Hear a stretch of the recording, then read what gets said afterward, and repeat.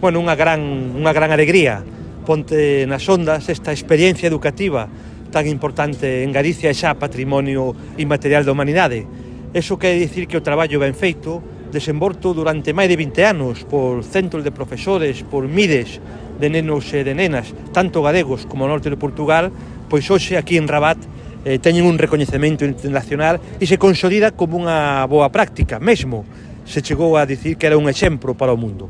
Creo que estamos ante un recoñecemento moi importante para Galicia, para o sistema educativo galego e tamén do norte de Portugal, e desexar pois que esta experiencia pois marque unha referencia e que o aprendizaxe, a posta en valor e o respeto ao patrimonio a través do sistema educativo, que en definitiva é o que é Ponte nas Ondas, pois siga sendo o que é unha magnífica experiencia, un gran orgullo para todos e quixera, por suposto, pois agradecer moitísimo o traballo desenvolto polos profesores que ao longo de todo este tempo pois levaron a cabo este traballo, por a asociación Ponte nas Ondas e, en definitiva, pois por todas as persoas que fixeron posible este recoñecemento.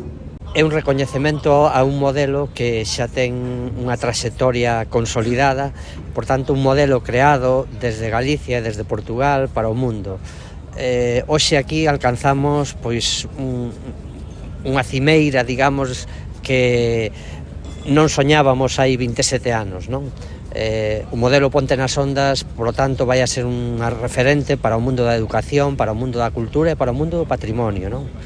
Esa fórmula de integrar o patrimonio na educación, coa radio, coas novas tecnoloxías, é única e é o que acaba de recoñecer aquí a UNESCO. Por lo tanto, estamos felices.